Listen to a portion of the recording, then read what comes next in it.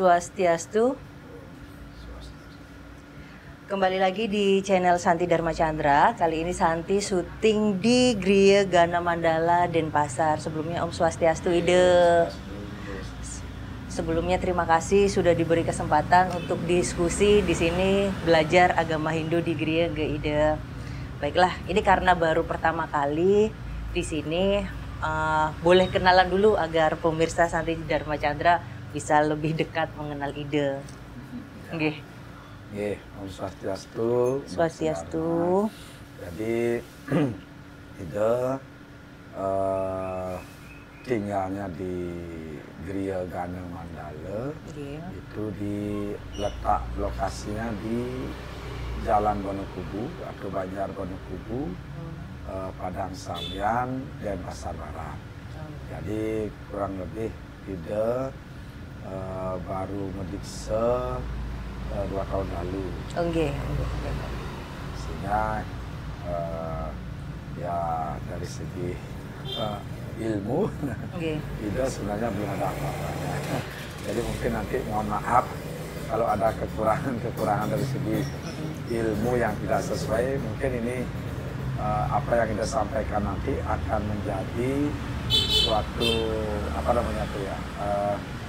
rujukan sajalah, bukan sebagai patokan untuk seperti itu, bukan. Karena itu juga manusia yang masih belajar sama seperti Santi juga.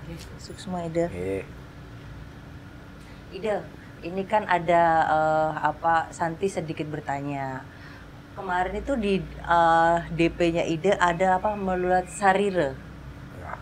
Itu artinya apa sih Ide? Untuk untuk spiritual, untuk di agama Hindu artinya tentang mulat sarira. Mulat sarira itu apa nih Kak? Jadi mulat sarira berasal dari 2 kata. Jadi tolong begini lagi, dicek lagi dan diperbaiki.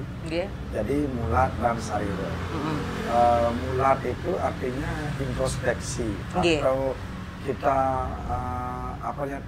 eling atau istilahnya kita mempagari diri atau mengenali diri itu mulat. Menjaga atau istilahnya memagari gitu. Sarira itu ya badan. Jadi ketika kita mempelajari sesuatu itu kita harus ke dalam dulu. Pelajari isi kita. Kita kadang-kadang bisa orang itu sombong, orang itu pemarah, tapi introspeksi ke diri dulu, apakah kita nggak sombong, apakah kita nggak pemarah. Jadi sebelum kita menilai orang itu kadang-kadang kita introspeksi. Begitu kita mengenali, oh ternyata saya dalam diri sendiri saya punya sifat yang iri hati. Dalam diri sendiri kita punya suka pernah marah, pernah berbohong. Jadi ketika melihat orang lain marah kepada kita, jadi itu hal yang biasa karena diri kita sudah ada sifat itu.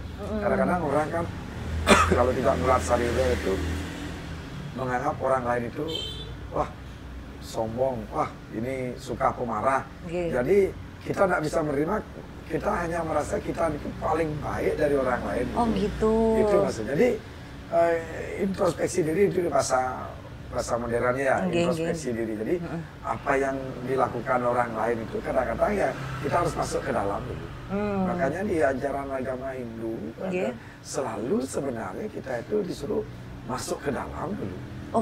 Ya, jadi pujo itu supaya yang Santi tahu itu pujo yang keras itu nilainya cuma 10. Pujo yang sedikit itu yang bisik-bisik itu nilai 100. Pujo yang dalam hati itu nilainya 1000. Oh gitu. Ya, jadi yang keras itu nilainya paling kecil. Gitu. Jadi yang masuk ke dalam dia yang paling besar. Makanya pujangga kita di Bali itu istilahnya nandurin karangawang.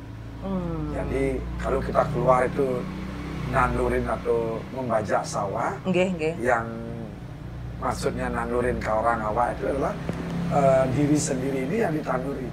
Jadi setiap orang itu mempunyai potensi masing-masing. Ada yang mempunyai potensi sebagai pedagang, ada yang punya potensi sebagai seniman.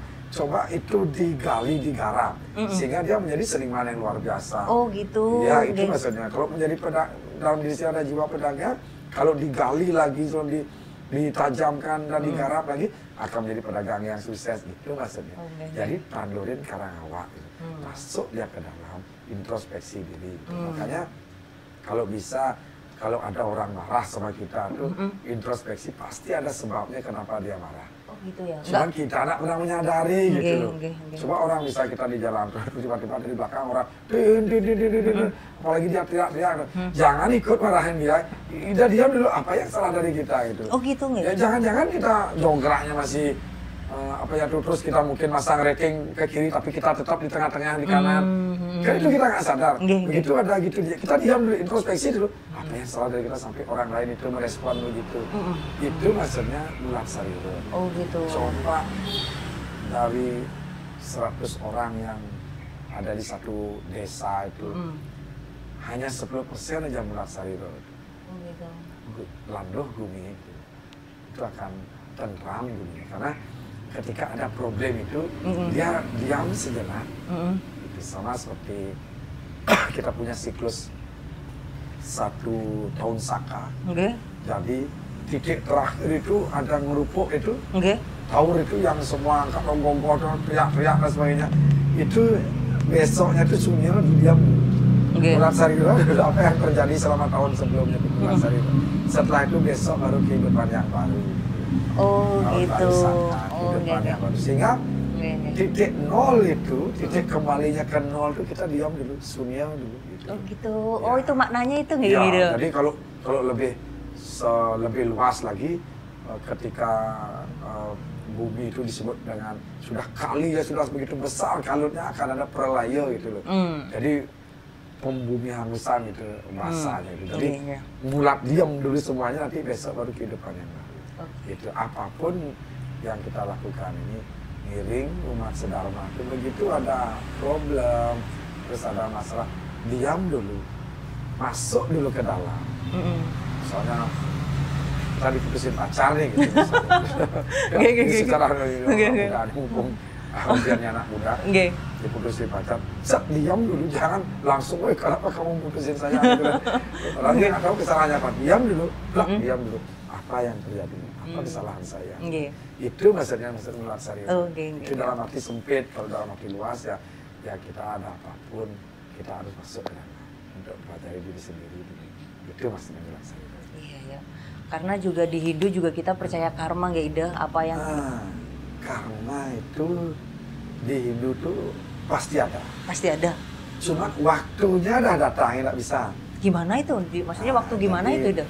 Kita mengenal dengan karmanya itu yang terdahulu, yang sekarang dan akan datang. Jadi apa yang kita dapatkan sekarang ini terkadang merupakan buah hasil karma kehidupan kita sebelumnya.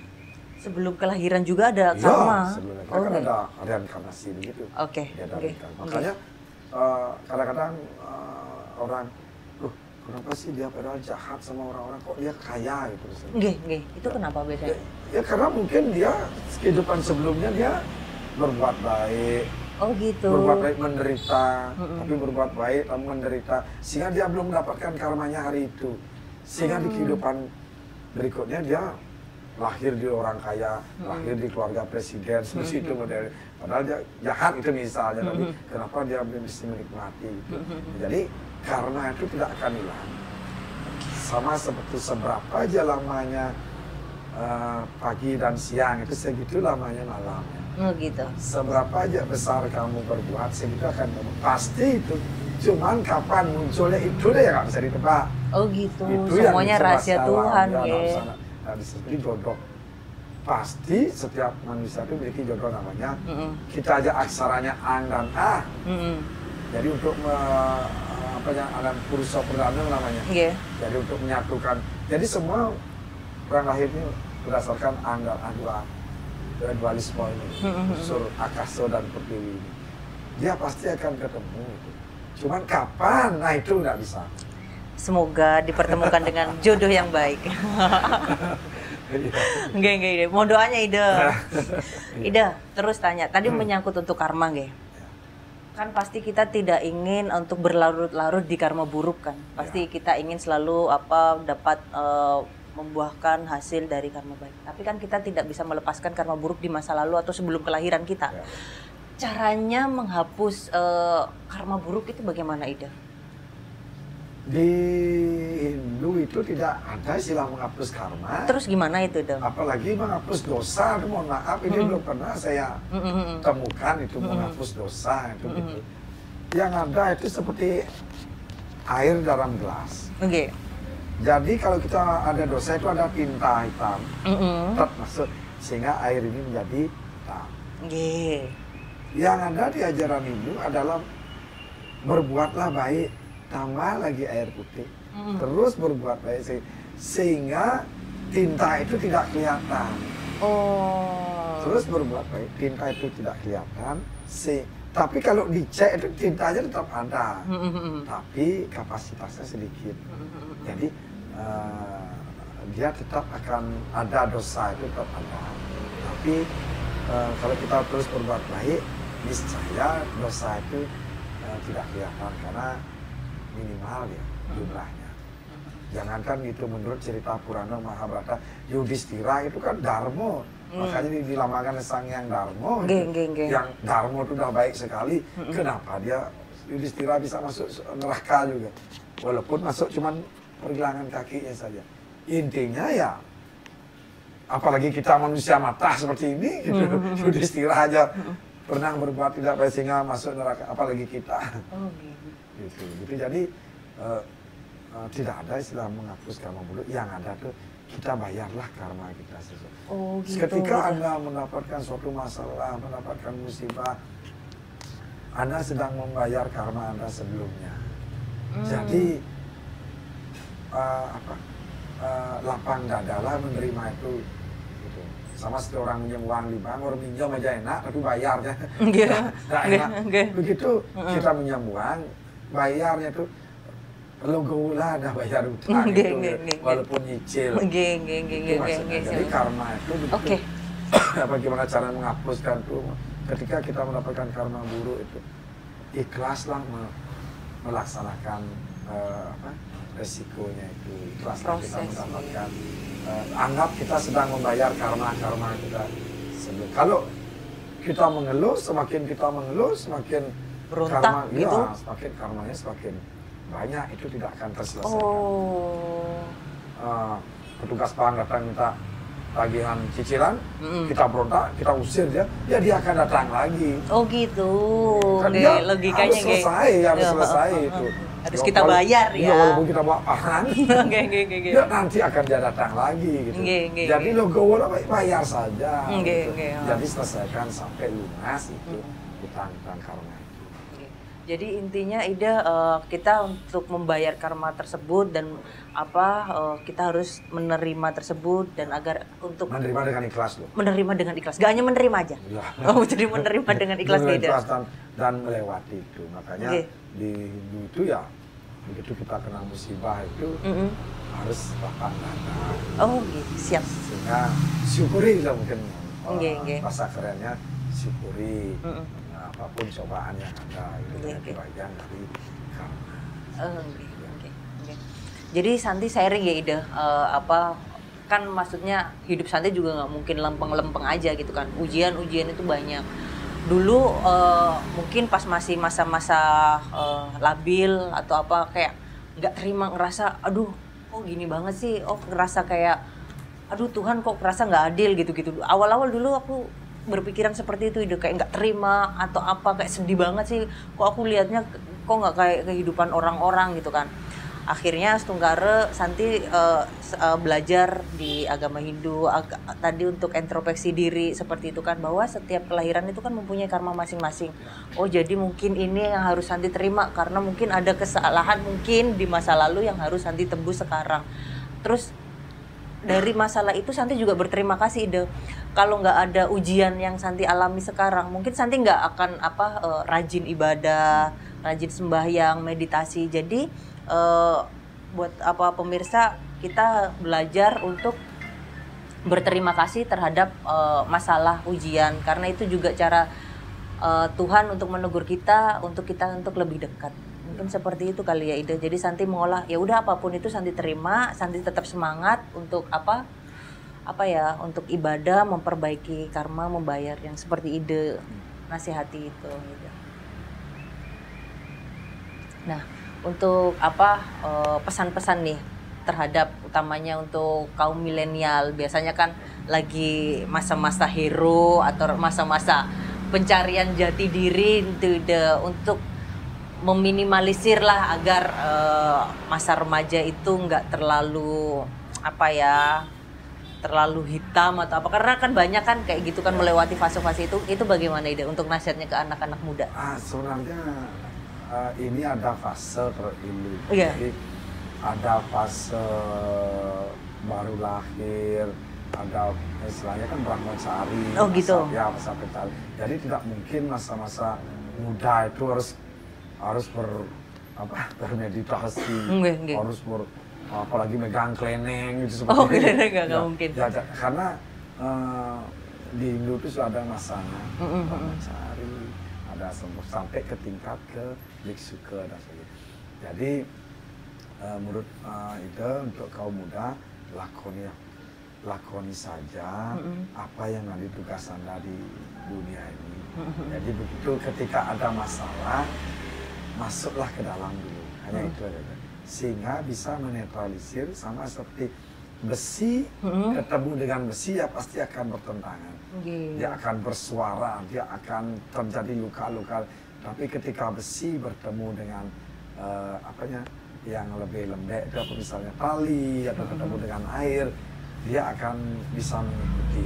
Jadi anak muda sekarang teruslah mencari jati diri, gali diri setinggi-tingginya sampai Anda akan menemukan titik nol, titik jenuh itu di mana gitu. Seperti Putri dulu kan menjadi Santi ya, sampai menjadi dirijen supporter ya, akhirnya ya kembali ke sini daerah ini.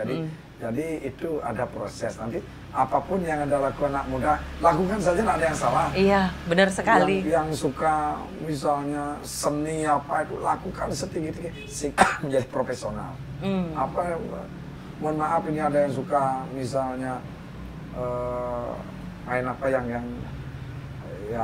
pokoknya main pisau atau atau suka berkelahi, yang menjadi atlet WWA lah gitu misalnya. Jadi terarah ya. Misalnya ada yang suka misalnya suka angkat yang berat-berat, itu ya masuklah ke binaraga dan sebagainya. Jadi menurut itu apapun potensi yang Anda sukai, gali terus sehingga menjadi profesional. Jadi jangan menyamakan dan jangan mau mendengarkan masukan dari orang lain terkait dengan diri sendiri. Misalnya nih Santi ini suka suka makan lalapan gitu misalnya. Terus orang lain bilang, oh lalapan itu jelek, itu lebih enak nasi goreng gitu. Ya itu kan seleranya dia. Ya Santi kan beda. Jadi teruslah suka lalapan gitu. Sehingga sampai lalapan itu bisa dibuat sendiri dan bisa memberikan ke orang lain. Jangan suka lalapan buat nasi goreng, belum tentu bisa buat nasi goreng, belum tentu enak rasanya gitu. Jadi kalau Anda suka main bola, jadilah main bola yang profesional. Yang masalah kan main bola sedikit, karate sedikit, tinju sedikit, gitu. Tapi apalagi ukir sedikit gitu misalnya. Ya semuanya menjadi sedikit-sedikit ya nak. Baik, jadilah profesional. Anak muda sekarang, anak muda sekarang, kejarlah prestasi, gali potensi diri sebanyak-banyaknya. Luar biasa. Ya, sehingga Anda menjadi orang yang profesional. Nanti ada saatnya Anda akan mulai masuk ke dalam pelajari agama. Itu gampang. Kok gampang, Ida? Gampang, pelajari agama itu sebenarnya sederhana sekali. Kita di Hindu kan dharma. Itu hanya isi beda apa? Kan hanya tuntunan. Dua kata lagi apa selain tuntunan? Larangan dan anjuran. Jadi kalau kita sudah melacari ke dalam, tuntunan itu pasti ada. Anjuran itu, larangan itu pasti kita iling gitu. Siapa sih, ajaran mana sih yang mengajarkan tentang mencuri? Nggak ada. Nggak ada. Kenapa ada orang mencuri? Padahal dia beragama. Karena tuntunan ini tidak masuk dia. Menghafal bisa. Beda orang menghafal dengan menghayati. Pancasila, siapa nggak bisa coba ada. Jadi apa bisa Pancasila semua. Tapi setiap orang apa bisa menghayati Pancasila itu. Gitu. Beda itu antara hafal dan menghayati. Jadi jadilah orang yang menghayati, bukan segera. Kalau agama Hindu dipelajari, dihafalkan saja, SD pun, TK pun bisa. Tapi apakah anak SD bisa menghayati? Sama seperti contohnya, melasti begitu misalnya. Kan melasti. Kalau anak kecil itu kita cekok, melasti itu betara, itu ada pembersihan dari ngelepas sana ini malo, laro, rogo, maling, aling segara, angamet, ikan kita amerta, maring segara agung gitu. Dia lari, dia nggak akan mau datang gitu loh. Tapi kalau kita itu pelinggihan betara, kita bersihkan ke segara, gitu. Tempat mandi gitu istilahnya. Ya wajar, dia akan senang gitu. Sama ketika kita memberi anak-anak untuk wejangan tentang agama, ya jangan dikasih mantra, kasih dia cerita-cerita Purana, kasih dia cerita Mahabharata, kasih. Jadi ada jenjangnya pelajaran agama. Jadi juk-juk baru menjadi agama Hindu spiritual langsung menggantungkan, langsung jenggot panjang itu. Apalagi masih muda tuh gitu. Dia nggak dapat jodoh, orang ada waktunya, orang kamu harus dapat jodoh dulu. Baru mempelajari seperti itu begini kan udah nggak mungkin lagi orang nggak mungkin cewek-cewek suka sama yang begini gitu sudah lingsir, sudah ada waktunya itu untuk mulai gitu. Semuanya ada waktu-waktunya gitu. Semua ada waktu. Sekarang anak muda tuh jangan kalau seperti di Bali mungkin disebut dengan kedewan-dewan gitu. Kedewan itu apa nih? Terlalu fokus ke spiritual sehingga tugasnya untuk belajar, untuk menghidupi anak, bekerja kan punya tugas. Enggak. Jangan melupakan peran. Oh, itu perannya. Begitu SMP sudah mulai keraukan, sudah mulai keraukan itu gimana? Ya, kerasukan. Oh, kerasukan. Sudah mulai kita apa namanya itu sekolah 1 hari, Tirtayatra 7 hari gitu misalnya, nggak begitu. Ya jadi ada waktunya, kapan waktunya kita melangkah ke sana, kapan kita waktunya untuk mencari jati diri dulu. Oke. Ampura, jadi karena Santi belum begitu ngerti bahasa Bali, jadi banyak tanya. Ida, kan biasanya itu ada istilah ngayah, ngiring, itu fenomena apa sih Ida? Santi belum tahu deh seperti itu Niko. Begini, ini mulut nanti mungkin dikoreksi lagi. Kalau ngiring itu semua ngiring.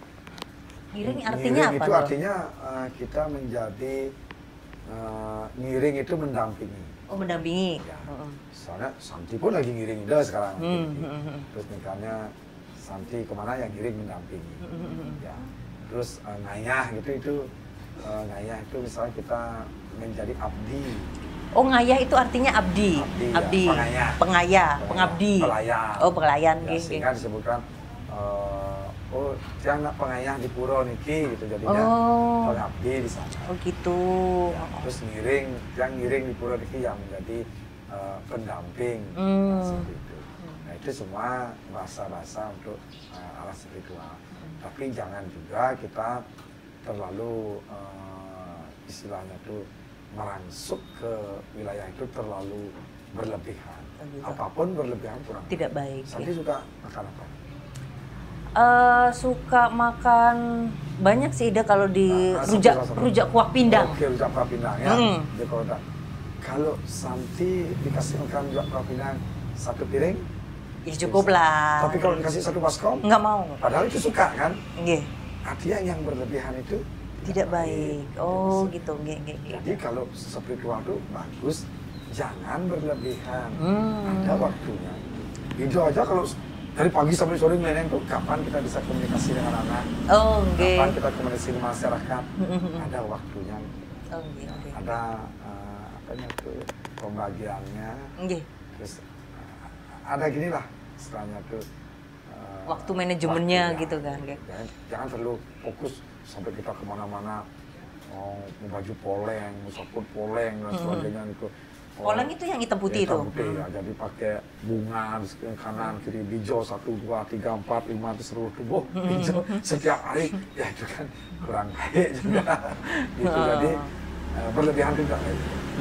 Jadi kalau Santi menyimpulkan ngayah tadi kan artinya ngabdi Ida. Ngabdi kan kita bisa ke siapapun, ke semesta, mengabdi ke tanaman, siram tanaman dengan bagus, ke orang tua kita berbakti itu juga termasuk ngayah Ida. Cuman sekarang kan Ida menggarisbawahi orang merasa ngayah, ngirik itu selalu dalam tanda kutip ngayah betara. Seolah dia aja punya betaronya gitu loh. Enggak. Padahal kita semua semesta juga disayang betara kan? Itu kan. Enggak. Ya. Maaf dia paling disayang sama betara sehingga pakai pakaian yang begitu gitu. Nah juga manusianya, apakah manusianya itu pesangi? Apakah manusianya cuma 3 bulanan? Apa manusianya itu masuk diujani dan sebagainya?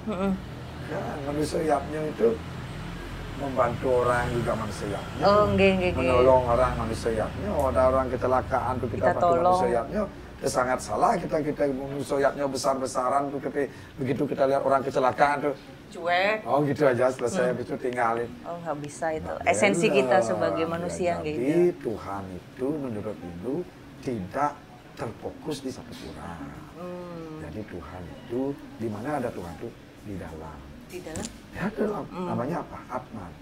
Atman itu adalah percikan terkecil dari Sang Yang Widi. Atman ya Tuhan. Jadi Atman itu ya kita satu semuanya yang memberikan kehidupan. Jadi untuk mempelajari Tuhan sebenarnya kita nomor sekian itu ke pura sekian, ke pura A, ke pura B, ke pura C.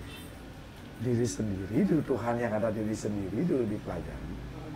Makanya ada disebut dengan kandepat buta, kandepat lari, kandepat dewa. Itu mempelajari tentang diri sendiri. First, untuk kita learning dalam sebuah spiritual atau Hindu harus ke diri sendiri pintunya gitu kan. Jadi seperti itu. Kita harus bisa mempelajari diri sendiri sama seperti bercermin itu misalnya. Jangan kita mencerminin bagian belakang, telinga, pasti bagian depan. Padahal di belakang kita borok kadang-kadang. Yang kita pentingkan kan bagian depan. Jadi masuklah ke tubuh, sayangi tubuh, seperti kita menyayangi ya rasa sayang kita terhadap anak seperti itu. Tangan kita kan kita kadang-kadang lupa. Ini inti dari mempelajari diri sendiri itu. Kadang-kadang kita lupa berterima kasih kepada kaki. Kepada kaki. Kaki ini? Iya. Lupa akan berterima kasih sampai bisa datang di sini. Lupa sama kaki kan sudah ngantarkan. Enggak. Kadang-kadang kita karena kita naik motor gitu misalnya. Jadi hanya ingatnya sama motor, ingatnya sama yang X-nya saja, yang luarnya saja. Lupa kita sudah punya kaki, lupa kita terima kasih sama tangan, lupa kita terima kasih sama telinga, lupa kita kan jarang. Iya sih, kali kita sudah terima kasih ya udah nganterin gitu, tapi kita lupa terhadap tubuh kita. Itu yang maksudnya Ida sampaikan supaya mulat saya. Mulat saya. Baik. Sebelumnya matur suksma Ida untuk diskusinya luar biasa, nasihatnya dan bisa diterima di masyarakat karena bahasanya bahasa apa ya, kita menyampaikan ya dengan hal yang menarik seperti itu. Nanti mungkin banyak hal yang harus Santi pelajarin lagi seperti itu. Ida, ini matur suksma untuk waktunya. Minta doanya mau ditutup dengan doa. Semoga channel Santi Dharma Chandra bisa bermanfaat buat teman-teman yang lagi galau, lagi resah, ingin menemukan jawaban apa sih yang dalam diri atau kenapa aku seperti ini, seperti itu Ida. Jadi satu lagi pesan Ida, jangan takut komunikasi dengan Sulinggih. Ya, siap. Jadi Sulinggih itu juga manusia. Mungkin Ida juga perlu dengan komunikasi begini, Santi kadang-kadang ngobrol sesuatu yang Ida nggak tahu, jadi Ida dapat pelajaran dari yang. Jadi dengan komunikasi itu kita saling memberi dan saling menerima. Jadi jangan takut komunikasi dengan Sulinggih. Sulinggih itu manusia. WA pun tidak semua punya WA. Iya, nanti boleh disebutkan untuk nomor WA-nya, Santi sebutkan kan ada adminnya ya yang kemarin Ida. Telepon saja. Kadang-kadang juga yang telepon langsung angkat langsung. Nanti Santi cantumkan di YouTube. Untuk mungkin ada masyarakat di luar pengen diskusi kan boleh datang. Jadi nggak harus nangkil itu. Mohon maaf ini bagi beliau lain, mohon maaf ini bukan bermaksud merendahkan beliau lain, tapi karena jadi tidak harus nanti itu membawa aban-aban dengan membawa perlengkapan, tidak ada. Jadi datang dengan niat baik. Selama panjang itu nggak masalah gitu, niatnya baik. Gitu. Jadi menurut khusus untuk lidah saja, jangan disamakan dengan yang lain. Gitu. Jadi lidah pengen masyarakat itu lebih dekat dengan Sulitgil. Siap. Matur suksma Ida. Astunggara sudah Santi juga di sini diskusinya juga Astunggara dari kemarin ya. Jadi Santi sedikit cerita Ida. Tahu Gria di sini itu dari Instagram. Jadi pas Gria Gana Mandala ini mengadakan mau winten gratis Saraswati kan. Nah pas hari Saraswati kemarin tuh Santi searching tuh di Instagram. Ada Saraswati gratis. Aku bilang siapa yang nggak mau kalau gratis Gida. Pas momen Saraswati, akhirnya Santi naik ojek ke sini ngeng dari Renon. Udah gitu bajunya salah lagi. Salah itu dalam semua pakai putih-putih pesertanya. Santi pakai baju berwarna sendiri, tapi nggak apa-apa ya Ida. Udah, nggak ada harusan. Kita pakai kadang-kadang kita ke setro pakai pakaian hitam itu udah nggak kurang pas juga. Kenapa kita ke setro pakai hitam? Padahal warna hitam itu warna Wisnu. Gitu. Jadi warna itu di balik itu semua terakomodasi, tidak warna hitam hanya untuk ke setro, putih hanya kalau nyatanya kita di carunya hitam, kita pakai merah, kita pakai juga. Jadi semua unsur warna itu ada tempatnya gitu. Tidak digeneralkan hitam itu harus ke tempat orang meninggal itu bukan. Jadi Santi kemarin datang dengan pakaian berumbun, dengan taman macam-macam warna, ya nggak apa-apa gitu, nggak ada. Jadi seperti itu. Jadi kenal dari ide itu dari Instagram atau media sosial karena beliau mengadakan mau winter Saraswati gratis. Kemarin berapa Ida? Pesertanya? 240 ya. Untuk pesertanya itu juga banyak banget. Jadi ya Astunggara masyarakat itu happy jadinya Santi sendiri juga happy bahagia gitu. Untuk bisa ikut mau winter gratis di sini matur suksma nggak Ida? Sebenarnya bukan gratis itu kan maksudnya. Supaya masyarakat itu terbuka. Istilahnya istilah mau wintan itu tidak tabu gitu loh. Jadi kalau orang mau wintan itu saya jadi mangku nanti gitu. Bukan. Jadi mau wintan namanya mau wintan, misalnya kan mawo intan. Mawo itu membawa, intan itu intan. Intan itu harus tempatnya di mana di Soco. Soco ya Soco. Soco itu namanya suci. Jadi berusaha untuk menyucikan pikiran. Kalau karena mau winter itu bisa langsung tiba-tiba bersih. Semua mau winter? Ya, semua winter jadi bersih gitu. Jadi begitu dia habis winter dan nanti aja dia lali kemana itu kan mungkin. Jadi untuk bersihkan pikiran. Makanya semakin sering mau winter Saraswati boleh melukat.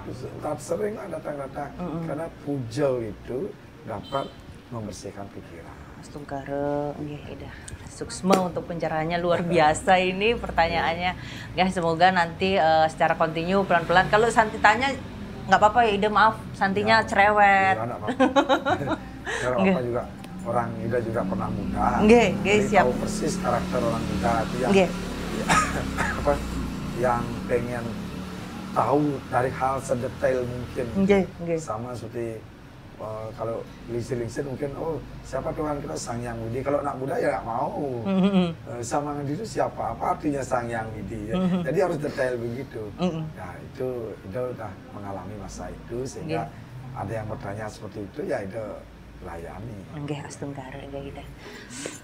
Matur suksma, mohon ditutup dengan doa Ida, semoga channel Santi Dharma Chandra ini bermanfaat buat umat sedharma.